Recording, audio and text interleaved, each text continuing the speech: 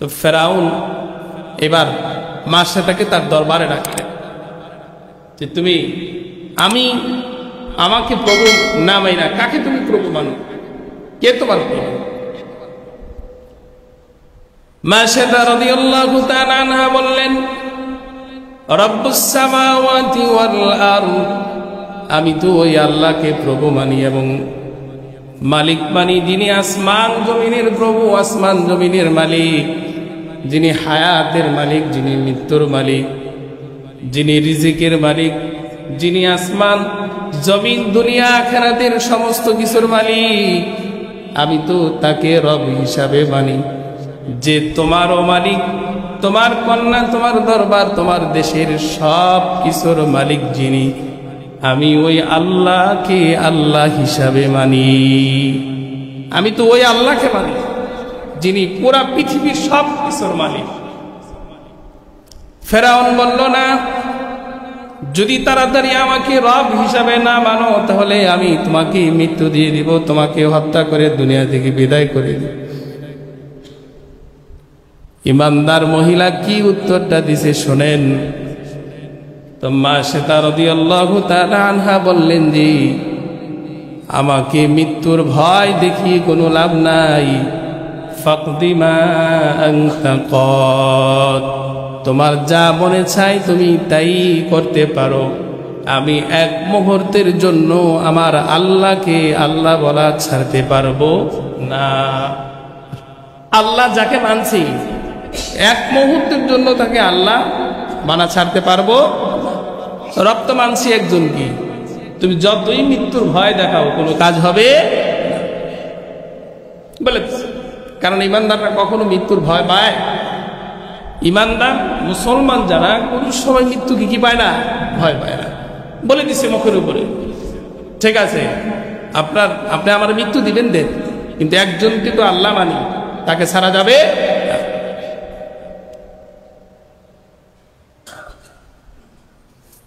ফেরাউনের আশেপাশে কিছু লোক আছে, তারা বলছে, বাদশাহ এই মহিলাটাকে সরাসরি মৃত্যু না দিয়ে একটু অপেক্ষা করেন, দেরি করেন। বলে কি করব বলো? বলে ফেরাউনের এই মহিলার, ফেরাউনের বাদীর দুইটা কন্যা সন্তান ছিল, একটা ছিল দুধ পান করে আর একটা ছিল 10-12 বছরের। তো বুদ্ধি দিল যে বাদশাহ আপনি মৃত্যুটা একটু পরে দেন, দেখেন আপনাকে আগে রব হিসাবে মানি কিনা, আল্লাহ মানি কিনা।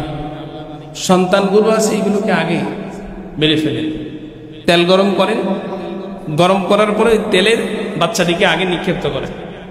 তাহলে বাচ্চারে যদি, কারণ মার সন্তানের মাঝে যে আল্লাহ তাআলা আলাদা একটা মহাব্বত দিয়েছেন, এটা মা আর আল্লাহ তাআলাই জানেন কতটুকু মহাব্বত সন্তানের দিয়েছেন মার দিলের। তো যখন এই বুদ্ধি দিল, সন্তানগুলোকে আগে দুনিয়া থেকে বিদায় করে দেন, তেলে পড়ে দেন। তো এমনি ভয়ে আপনাকে ইলা মানবে, রব মানবে। এই কথা তখন বাদশাকে বুদ্ধি দিল। বাদশাহ বললে ঠিক আছে। বাদশাহ এবার বললেন, মন্ত্রী পরিষদে যারা আছে তাদেরকে বললেন যে যাও তেল গরম করো, তেল গরম করার পরে ওখানে বাচ্চাগুলোকে আগে আমরা জ্বালায় দেই। যদি বাচ্চাগুলো তেলের মধ্যে যদি তাকে আমরা ছেড়ে দিয়ে যদি মৃত্যু দিয়ে দেই, তাহলে মা হয়তো এর ভয়ে আমাদেরকে আল্লাহ হিসাবে মানবে। এই কথা বলার পর মন্ত্রী পরিষদের পক্ষ থেকে বিশাল বড় কড়াইয়ের মধ্যে আগুন জ্বালায়া ওখানে তেল, একেবারে ফুটন্ত তেল গরম করা হয়েছে। আর মন্ত্রী পরিষদের লোকদেরকে বলা হলো, যাও সন্তানগুলোকে আগে নিয়ে আস। যেই সন্তানটা আমার এখনো দুধ পান করে ওই সন্তানটাকে আগে নিয়ে গেছে মার সামনে। মা আর সন্তানের কানেকশন, মা আর সন্তানের মধ্যে মহাব্বত ভালোবাসা পৃথিবীর অন্য কেউ জানে না। মার সামনে যখন তেল গরম করে যখন দুধ পান করে ওই বাচ্চাটাকে তেলের মধ্যে নিক্ষেপ করেছে, মা কান্না শুরু করেছে। সন্তানটা তেলের মধ্যে ফেলে দেওয়ার পর সন্তানটা তেলে বাজা হয়ে গেছে, মৃত্যু হয়ে গেছে। যখন ইনি ওই সন্তানটার মৃত্যু হয়, আল্লাহ তাআলা ওই মায়ের কুদরতিভাবে তার চক্ষুটা খুলে দিয়েছেন। চক্ষু দিয়ে যখন সন্তানের দিকে তাকাইছেন, তো সন্তান, পিচ্চি সন্তান যে আগুনের মধ্যে পড়তেছে, সে বলতেছে, মা আমি জান্নাতে যাইতেছি, আল্লাহ তাআলা আমাকে অবশ্যই জান্নাত দান করবেন। মা আপনি সবর করেন, ধৈর্য দান করেন, তারপরও এই কাফের মুশরিকের কাছে ঈমান ছেড়ে দিয়েন না। সুবহানাল্লাহ। ছোট সন্তান বলল।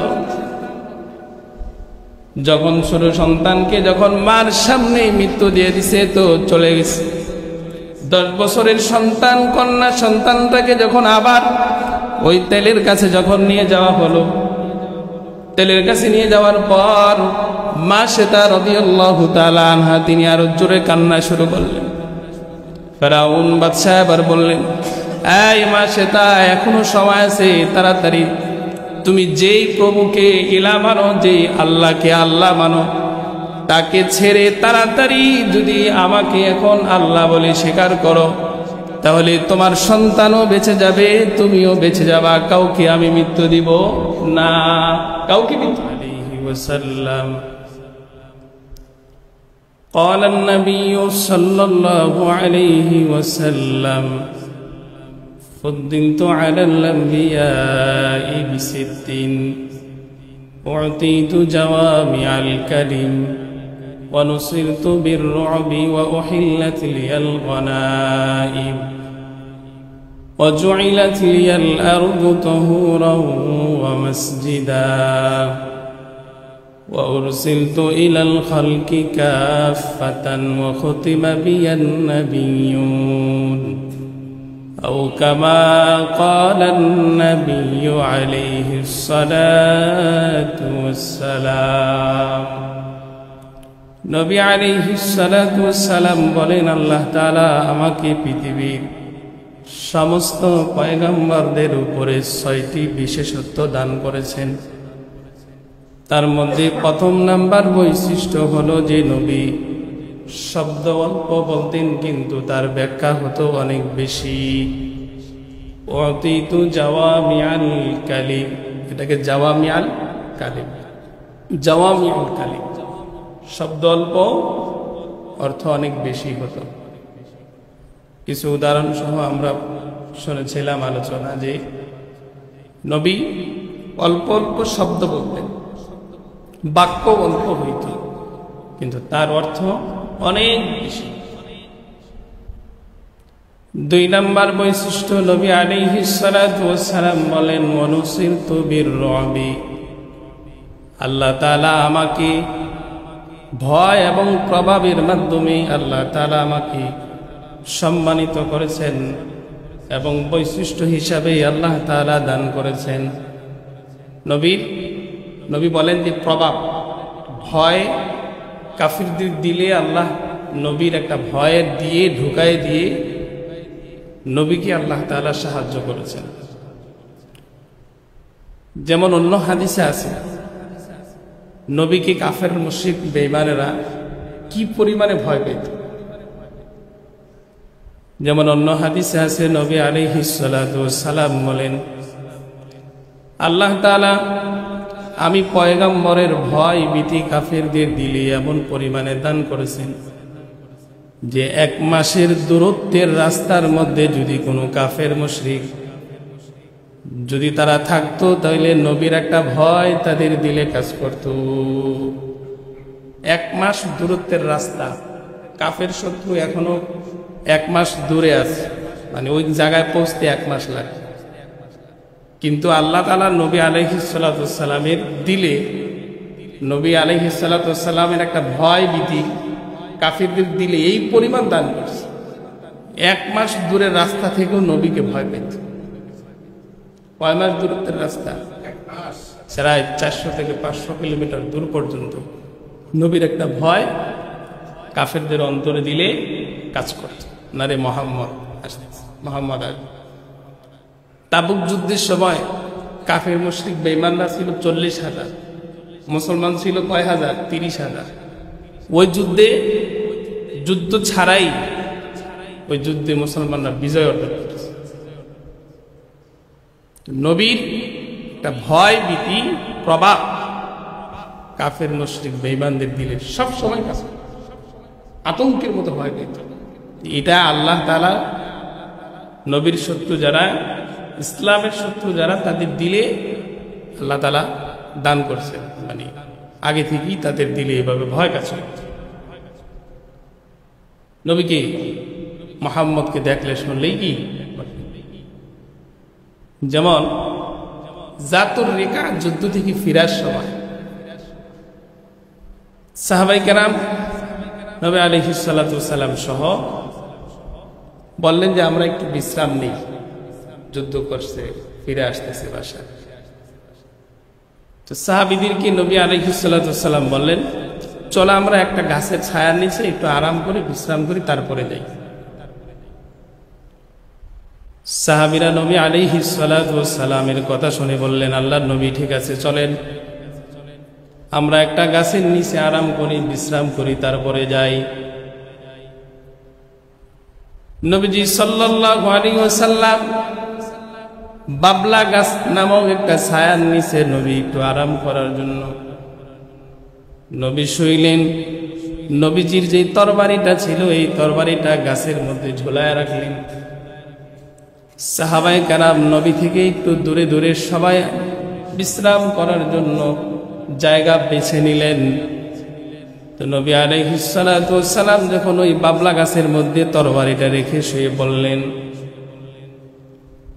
এমন সময় আল্লাহর নবী সাল্লাল্লাহু আলাইহি ওয়াসাল্লামের কাছে এক মুশরিক কাফির বেঈমান এসে নবীর তরবারিটা হাতে নিয়ে নবীর উপরে ধরছে, তরবারি দিয়ে নবীকে দুনিয়া থেকে বিদায় করে দিবে।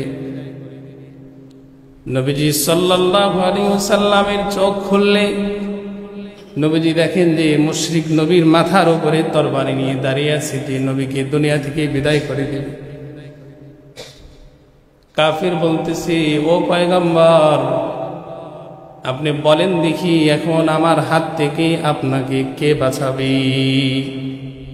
তরবারি আমার হাতে, দুনিয়া থেকে কি করে দিব? বিদায় করে দিব। নবীজি সাল্লাল্লাহু আলাইহি ওয়াসাল্লাম তিনি বললেন,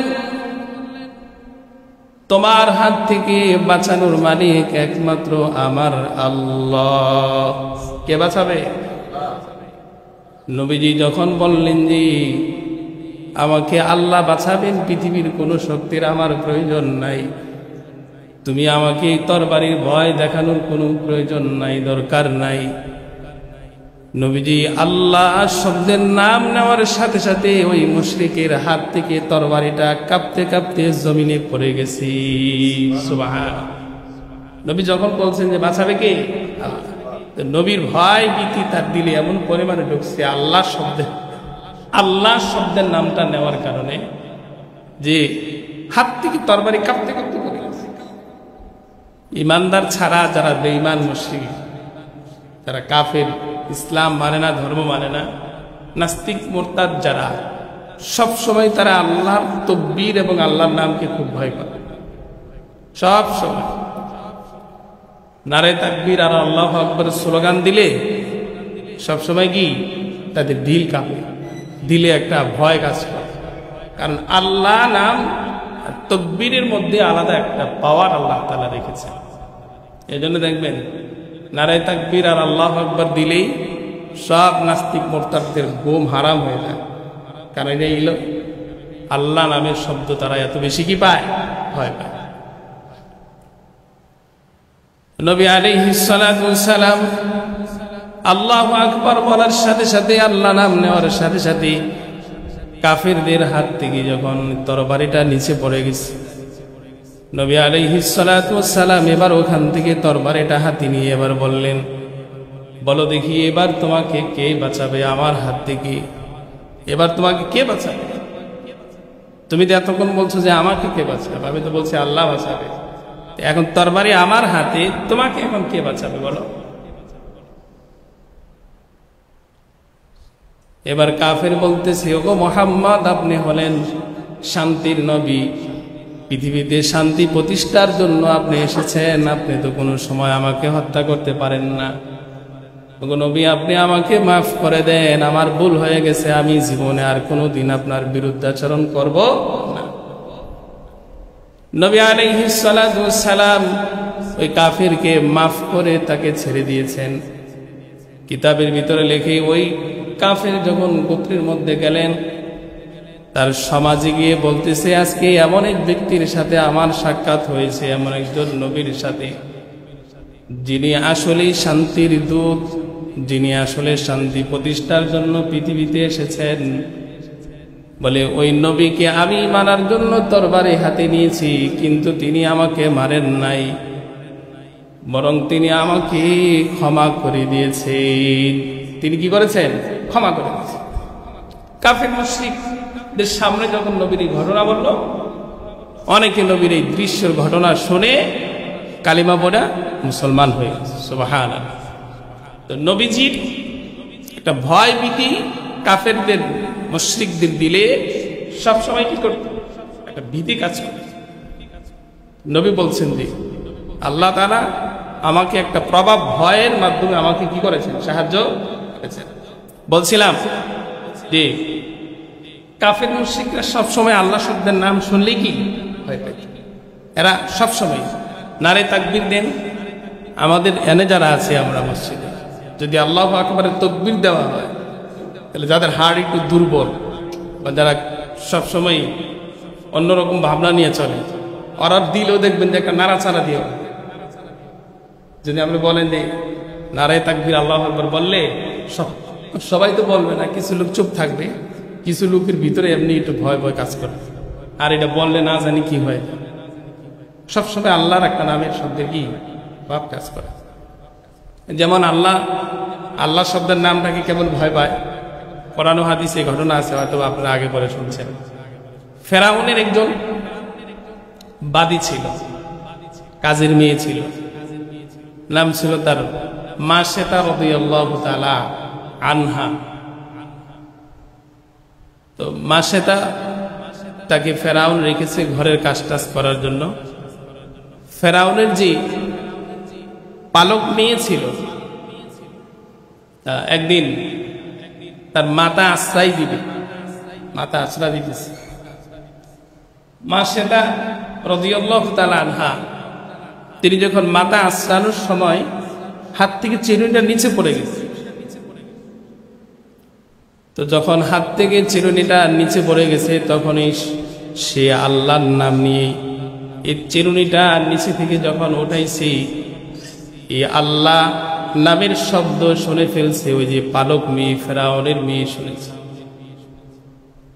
ফেরাউনের মেয়ে যখন মাশেতা রাদিয়াল্লাহু তাআলা আনহার মুখ দিয়ে আল্লাহ শব্দের নাম শুনেছে, সাথে সাথে বাবার কাছে গিয়ে বলে দিয়েছে, বাবা তুমি শত্রু খোঁজো, অথচ তোমার ঘরেই তো শত্রু মওজুদ উপস্থিত আছে। কারণ ফেরাউন সে নিজেকে খোদা দাবি করেছিল, এজন্য সে ভাবতো যে আমার আন্ডারে, আমার দরবারে, আমার দেশে যারা আছে সবাই আমাকে আল্লাহ মানবে, খোদা মানবে। এই জন্য যে আল্লাহ নাম নেই, যে আল্লাহকে রব হিসাবে মানে, তাদেরকে জবাই করে দেয়, দুনিয়া থেকে বিদায় করে দেয়।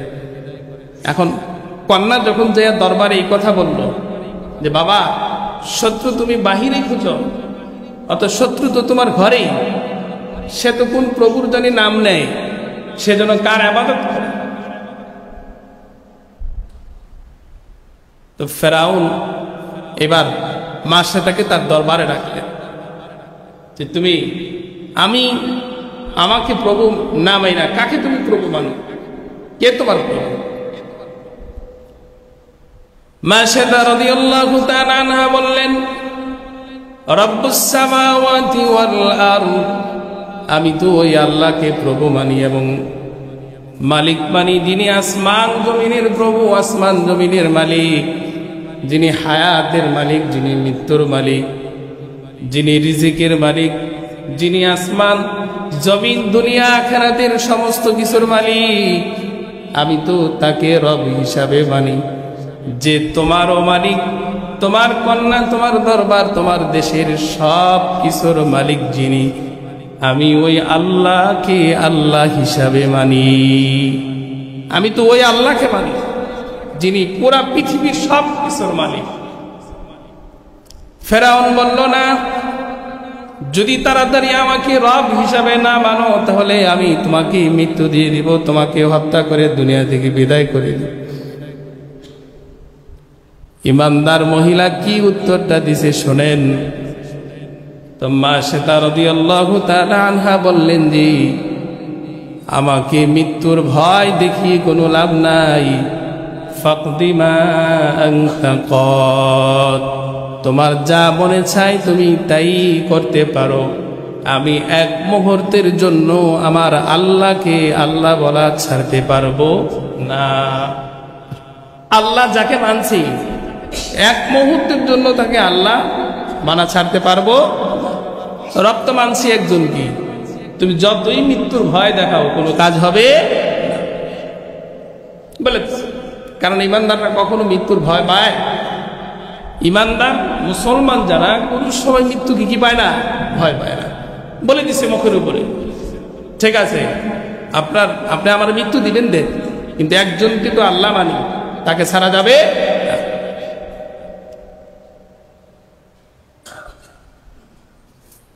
ফেরাউনের আশেপাশে কিছু লোক আছে, তারা বলছে, বাদশাহ এই মহিলাটাকে সরাসরি মৃত্যু না দিয়ে একটু অপেক্ষা করেন, দেরি করেন। বলে কি করব বলো? বলে ফেরাউনের এই মহিলার, ফেরাউনের বাদীর দুইটা কন্যা সন্তান ছিল। একটা ছিল দুধ পান করে, আর একটা ছিল 10-12 বছরের। তো বুদ্ধি দিল যে, বাদশাহ আপনি মৃত্যুটা একটু পরে দেন, দেখেন আপনাকে আগে রব হিসাবে মানি কিনা, আল্লাহ মানি কিনা। সন্তানগুলো আছে এইগুলোকে আগে মেরে ফেলেন, তেল গরম করেন, গরম করার পরে তেলের বাচ্চাটিকে আগে নিক্ষেপ্ত করেন। তাহলে বাচ্চারে যদি, কারণ মা আর সন্তানের মাঝে যে আল্লাহ তাআলা আলাদা একটা মহাব্বত দিয়েছেন, এটা মা আর আল্লাহ তাআলাই জানেন কতটুকু মহাব্বত সন্তানের দিয়েছেন মার দিলেন। তো যখন এই বুদ্ধি দিল, সন্তানগুলোকে আগে দুনিয়া থেকে বিদায় করে দেন, তেলে পড়ে দেন। তো এমনি ভয়ে আপনাকে ইলা মানবে, রব মানবে। এই কথা তখন বাদশাকে বুদ্ধি দিল। বাদশা বললে ঠিক আছে। বাদশাহ এবার বললেন, মন্ত্রী পরিষদে যারা আছে তাদেরকে বললেন যে, যাও তেল গরম করো। তেল গরম করার পরে ওখানে বাচ্চাগুলোকে আগে আমরা জ্বালায় দেই। যদি বাচ্চাগুলো তেলের মধ্যে যদি তাকে আমরা ছেড়ে দিয়ে যদি মৃত্যু দিয়ে দেই, তাহলে মা হয়তো এর ভয়ে আমাদেরকে আল্লাহ হিসাবে মানবে। এই কথা বলার পর মন্ত্রী পরিষদের পক্ষ থেকে বিশাল বড় কড়াইয়ের মধ্যে আগুন জ্বালায়া ওখানে তেল, একেবারে ফুটন্ত তেল গরম করা হয়েছে। আর মন্ত্রী পরিষদের লোকদেরকে বলা হলো, যাও সন্তানগুলোকে আগে নিয়ে আস। যেই সন্তানটা আমার এখনো দুধ পান করে, ওই সন্তানটাকে আগে নিয়ে গেছে মার সামনে। মা আর সন্তানের কানেকশন, মা আর সন্তানের মধ্যে মহাব্বত, ভালোবাসা পৃথিবীর অন্য কেউ জানে না। মার সামনে যখন তেল গরম করে যখন দুধ পান করে ওই বাচ্চাটাকে তেলের মধ্যে নিক্ষেপ করেছে, মা কান্না শুরু করেছে। সন্তানটা তেলের মধ্যে ফেলে দেওয়ার পর সন্তানটা তেলে বাঁচা হয়ে গেছে, মৃত্যু হয়ে গেছে। যখন ইনি ওই সন্তানটার মৃত্যু হয়, আল্লাহ তাআলা ওই মায়ের কুদরতিভাবে তার চক্ষুটা খুলে দিয়েছেন। চক্ষু দিয়ে যখন সন্তানের দিকে তাকাইছেন, তো সন্তান, পিচ্চি সন্তান যে আগুনের মধ্যে পড়তেছে, সে বলতেছে, মা আমি জান্নাতে যাইতেছি, আল্লাহ তাআলা আমাকে অবশ্যই জান্নাত দান করবেন। মা আপনি সবর করেন, ধৈর্য ধারণ করেন, তারপরও এই কাফের মুশরিকের কাছে ঈমান ছেড়ে দিয়েন না। সুবহানাল্লাহ। ছোট সন্তান বলল যখন ছোট সন্তানকে যখন মার সামনে মৃত্যু দিয়ে দিছে তো চলে গেছে। 10 বছরের সন্তান, কন্যা সন্তানটাকে যখন আবার ওই তেলের কাছে যখন নিয়ে যাওয়া হলো, তেলের কাছে নিয়ে যাওয়ার পর মা শ্বেতা রাদিয়াল্লাহু তাআলা আনহা তিনি আরো জোরে কান্না শুরু করলেন। ফেরাউন বাদশাহ আবার বললেন, এই মা শ্বেতা, এখনো সময় আছে, তাড়াতাড়ি তুমি যেই প্রভুকে ইলা মানো, যেই আল্লাহকে আল্লাহ মানো, তাকে ছেড়ে তাড়াতাড়ি যদি আমাকে এখন আল্লাহ বলে স্বীকার করো, তাহলে তোমার সন্তানও বেঁচে যাবে, তুমিও বেঁচে যাবা, কাউকে আমি মৃত্যু দিব না, কাউকে মৃত্যু। মা শ্বেতা রাদিয়াল্লাহু তাআলা আনহা বললেন, ও জালেম বাদশাহ, আমার চোখের সামনে আমার সন্তানকে মৃত্যু দিতেছো, এই ভয়ে কিন্তু আমি কান্না করি না। আমি তো কান্না করি এই জন্য যে আল্লাহ তাআলা যদি আমাকে যদি আরো কিছু সন্তান দিত, তাহলে ওই সন্তানগুলো আমি ঈমানের বদৌলতে কাফেরদের জন্য আল্লাহর জন্য কোরবানি করে দিতে পারতাম। বলে একটা সন্তান গেছে, 2টা যাবে এমন না, বরং আমি তো কান্না করি আমার যদি আরো সন্তান থাকতো, তাহলে ওই সন্তানগুলো আমি কি করতাম, আল্লাহর জন্য দিয়ে দিতাম।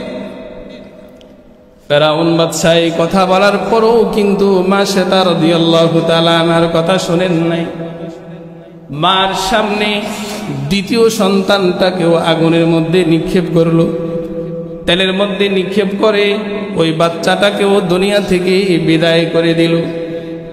তো বাচ্চা যাওয়ার সময় ওই যে মার চক্ষু আল্লাহর তরফ থেকে যেহেতু খোলা হয়ে গেছে, ওই বড় সন্তানও বলতেছে, মা আমিও জান্নাতে যাইতেছি, আপনি সবর করেন, আপনি এই কাফের মুশরিকদের কাছে ঈমান বিলীন করেন না, আপনি ধৈর্য ধারণ করেন, আপনারও যদি মৃত্যু হয় তো আমাদের সবাইকে আল্লাহ তাআলা জান্নাত দান করবে, সবাই একসাথে জান্নাতে থাকবে।